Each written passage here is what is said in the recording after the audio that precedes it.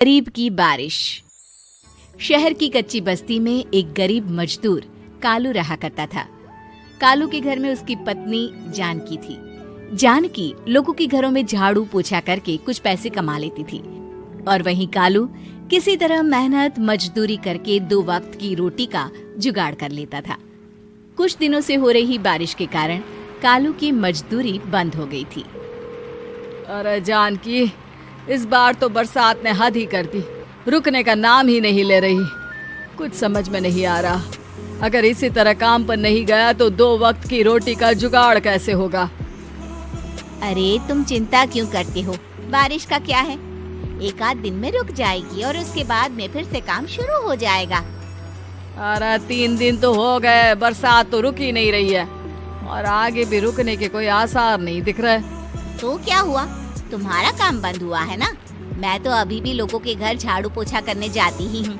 मेरे पगार से कुछ दिन तो निकल ही जाएंगे। अरे घर का खर्चा तो हम किसी तरह चला लेंगे जानकी, लेकिन ये जो छत टपक रही है इसका क्या करेंगे? ये बात तो आपकी सही है। हमारी झोपड़ी अब काफी पुरानी हो चुकी है और इसके छप्पर में भी कई सारे छेद हो गए हैं। रात भर पानी टपकता रहता है। अरे मैं भी इसी बात से बहुत परेशान रहता हूँ। कहीं किसी दिन ज्यादा बारिश आ गई तो हमारी झोपड़ी टूटकर बिखर ना जाए। राम राम राम, ऐसी अशुभ बातें क्यों करते हो? अरे ऐसा कुछ नहीं होने वाला। ये झोपड़ी ही तो हमारा सब कुछ है। अगर यही नहीं रही तो हम जाएंगे कहाँ? ठीक है जानकी, जब तुम्हारी पगार मिल जाएगी तो कुछ पैसे बचाकर झोपड़ी के छप्पर की मरम्मत करवा लेंगे। शायद हमारी परेशानी कुछ कम हो जाए। ठीक है जी, अब ना ज्यादा परेशान मत हो। ये लो, खाना खा लो और सो जाओ। सुबह मुझे भी जल्दी काम पर जाना है। जानकी और कालू अपनी झोपड़ी में सो गए। रात को अचानक से बहुत तेज बारिश शुरू हो गई। धीरे धीरे बारिश का पानी कालू की बस्ती में भरने लगा। पानी भरते भरते झोपड़ी के बाहर तक पहुंच गया था। सुबह के वक्त जब कालू और जानकी सोकर उठे, हे भगवान, ये क्या हो गया? बारिश का पानी तो हमारे घरों तक पहुंच चुका है। अब मैं काम पर कैसे जाऊंगी? रहने दो जानकी, तुम आज काम पर मत जाओ। ऐसे पानी से निकल कर जाओगी और बीमार पड़ गई तो लेने के देने पड़ जाएंगे। लेकिन अगर नहीं गई तो मालकिन लोग नाराज हो जाएंगे। आप जानते हैं ना, बड़ी मुश्किल से 1 दिन की छुट्टी भी नहीं देती है। अरे लेकिन जानकी, झोपड़ी के बाहर तो पूरी बस्ती में पानी भरा है, तुम जाओगी कैसे? जानकी जैसे तैसे करके काम पर चली जाती है, लेकिन अगले दिन फिर से बहुत ज्यादा बारिश होती है और बस्ती में ज्यादा पानी भर जाता है। आज तो मैं तुम्हें किसी भी तरह काम पर नहीं जाने दूंगा। अरे अगर तुम्हें कुछ हो गया तो क्या होगा? ठीक है, तुम ठीक ही कहते हो। आज नहीं जाती। अगर मालकिन नाराज हो गई तो मना लूंगी किसी तरह। अरे मनाने वाली क्या बात है? जब तुम बताओगी कि हमारी झोपड़ी में पानी भर गया है तो वो खुद ही समझ जाएंगे ना। अगले 2 दिन तक तेज बारिश होने की वजह से जानकी, कालू और आसपास की बस्ती में रहने वाले सभी लोगों के घरों में पानी भर जाता है, जिसकी वजह से जानकी काम पर नहीं जा पाती। और 3 दिन के बाद जैसे ही जानकी काम पर पहुंचती है, कहाँ थी तुम? पिछले 3 दिनों से काम पर क्यों नहीं आई? मैम साहब, क्या बताऊं, इतनी ज्यादा बारिश हो रही थी, हमारी पूरी बस्ती में पानी भर गया है और उससे भी ज्यादा तो मेरी झोपड़ी के अंदर पानी भर गया। आप ही बताइए कैसे आती मैं? इसका मतलब ये हुआ कि बारिश होगी तो तुम काम पर नहीं आओगी? ना ना, मेरे कहने का ये मतलब नहीं था मैम साहब। तुम जानती भी हो 3 दिन से कितनी परेशानी हो रही है मुझे। सारा काम मुझे खुद करना पड़ा।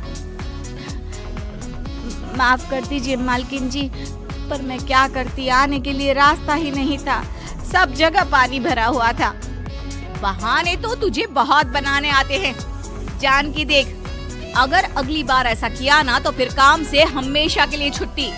अरे ना ना मालकिन, ऐसा मत कीजिए। बारिश की वजह से मेरे पति की मजदूरी भी छूट गई है। बड़ी मुश्किल से घर में 2 वक्त खाने की रोटी का जुगाड़ हो पाता है। आप मुझे काम से निकाल देंगे तो हम क्या खाएंगे? अगर इतनी ही चिंता है तो फिर रोजाना काम पर आया करो। चलो अब जल्दी से जाकर घर का सारा काम करो। बारिश रुकने का नाम ही नहीं ले रही थी। पूरे शहर में बाढ़ जैसे हालात बन गए थे, लेकिन नौकरी जाने के डर से जानकी किसी तरह रोज काम पर जाती थी। एक दिन जब जानकी काम करके अपने घर लौट आई तो अचानक उसकी बस्ती में कुछ लोगों का शोर सुनाई दिया। अरे लगता है बाहर कुछ हुआ है, मैं जाकर देखता हूँ। हाँ हाँ, पता तो कीजिए, ये बस्ती में लोग इतना शोर क्यों कर रहे हैं? बाहर जाकर कालू ने एक आदमी से पूछा। अरे क्या हुआ भाई, इतना शोर क्यों मचा रहा है? अरे क्या बताए भैया, अपने बस्ती के बाहर एक पुल टूट गया है और वहाँ पर एक कार फंसी है। थोड़ी देर में अगर किसी ने नहीं बचाया ना तो वो कार पानी में बह जाएगी। ये क्या कह रहे हो भैया, कार के अंदर कोई है क्या? हाँ, कोई औरत बैठी है, अकेली है, बहुत रो रही है बेचारी, मदद के लिए बुला रही है। अरे तो हमें जाकर उनकी मदद करनी चाहिए ना। अरे लेकिन इसमें बहुत खतरा है, हमें अपने आप को बचाना चाहिए। पानी कभी भी हमारी बस्ती की तरफ आ सकता है। अरे तुम्हें नहीं चलना तो मत चलो, लेकिन मैं तो जाकर उस औरत की मदद जरूर करूंगा। कालू उस जगह पर पहुंचता है जहां वो औरत कार में फंसी हुई थी। वहां पर पानी का बहाव बहुत तेज था और सारा पानी कालू की बस्ती की तरफ ही आ रहा था।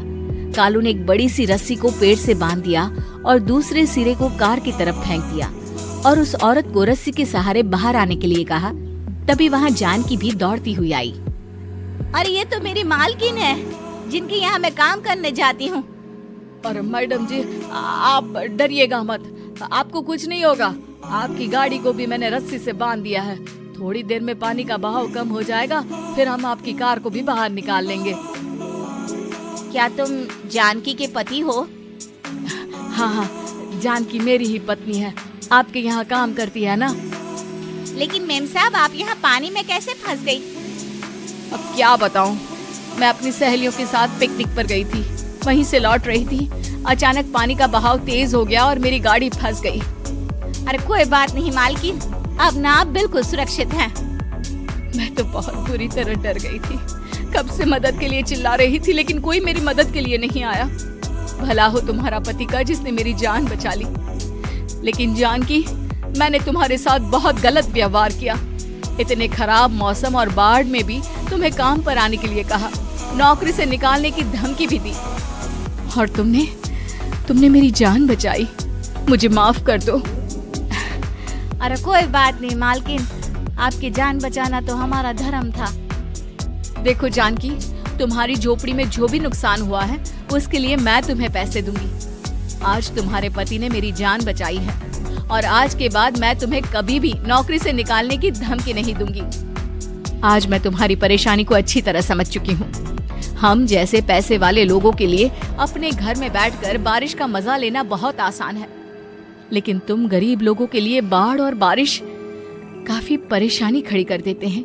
ये बात मुझे आज अच्छी तरह समझ आ गई है। आपका बहुत बहुत धन्यवाद मालकिन।